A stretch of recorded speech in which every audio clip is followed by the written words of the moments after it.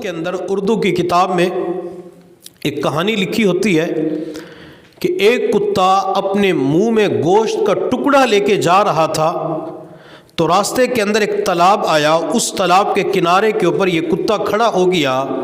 جب پانی کی طرف دیکھا تو پانی کے اندر ایک اور کتا نظر آیا جس کے منہ کے اندر گوشت کا ٹکڑا تھا۔ حالانکہ وہ اس کتے کا اپنا عکس تھا، لیکن یہ کتا سمجھ رہا تھا کہ شاید پانی کے اندر ایک اور کتا ہے جس کے منہ کے اندر گوشت کا ٹکڑا ہے۔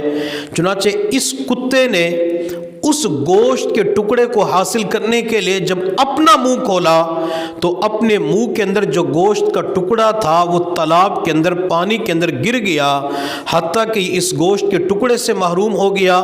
اس وجہ سے کہا جاتا ہے کہ لالچ بری بلا ہے۔ تو لالچ کی بیماری، حرص کی بیماری، طمع کی بیماری، یہ روحانی اور باطنی بیماریوں میں سے ایک بڑی بیماری ہے۔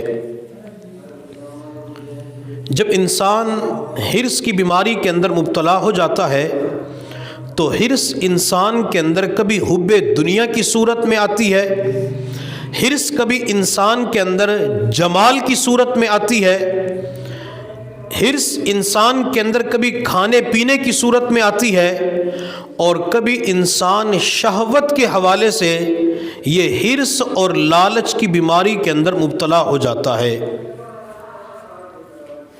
عورتیں مال کی حریصہ بن جاتی ہیں، مرد جمال کے حریص نظر آتے ہیں، اور جب کسی مرد کے اندر جمال کی بیماری پائی جائے تو سمجھ لے کہ میرے اندر روحانی بیماری پیدا ہو چکی ہے۔ بعض مرتبہ انسان خوبصورتی کی وجہ سے، حسن و جمال کی وجہ سے اپنے ایمان اور روحانیت کو بھی تباہ و برباد کر بیٹھتا ہے۔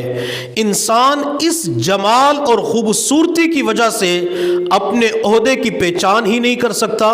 انسان اس حسن و جمال اور خوبصورتی کی وجہ سے سینے کے اندر قرآن کی نعمت اور اس کے تقاضوں کو بھول جاتا ہے۔ انسان جمال اور خوبصورتی کی وجہ سے گناہوں کی دلدل کے اندر ایسا پھنس جاتا ہے کہ وہاں سے نکلنا انسان کے لیے مشکل ہو جاتا ہے۔ آج کی دنیا کے اندر انسان جس جمال کا حریص بن جاتا ہے، جس خوبصورتی کے پیچھے لگ جاتا ہے، اس خوبصورتی کی، جمال کی، حسن کی میرے اللہ کے ہاں کوئی قدر و قیمت نہیں ہے۔ اللہ کے ہاں اس کی کوئی ویلیو نہیں ہے۔ اگر اللہ کے ہاں اس حسن و جمال کی قدر و قیمت ہوتی، اللہ کے ہاں ظاہری حسن و جمال کی کوئی ویلیو ہوتی، اللہ رب العزت کے ہاں حسن و جمال کی کوئی وقت ہوتی، تو اللہ رب العزت حسن کی تعریفیں بیان کر دیتے۔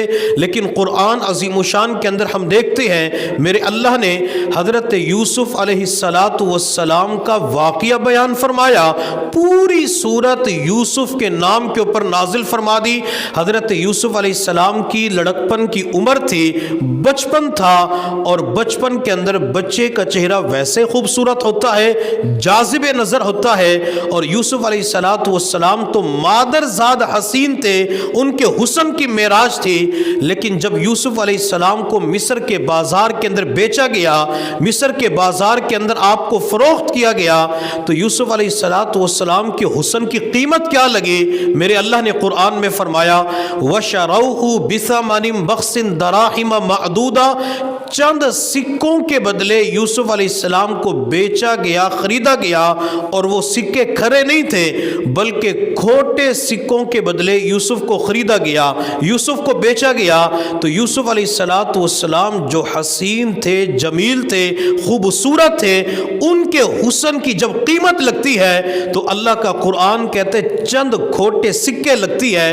اور آج کے انسان کو ہم دیکھتے ہیں اسی خوبصورتی کو دیکھتے ہوئے بد نظری کے مرض کے اندر مبتلا ہو جاتا ہے، اسی خوبصورتی کی وجہ سے وہ عشق مجازی کے اندر مبتلا ہو جاتا ہے، اسی خوبصورتی اور جمال کے حرص کی بیماری کے اندر مبتلا ہو کے وہ اپنے پروردگار کو بھی ناراض کر بیٹھتا ہے۔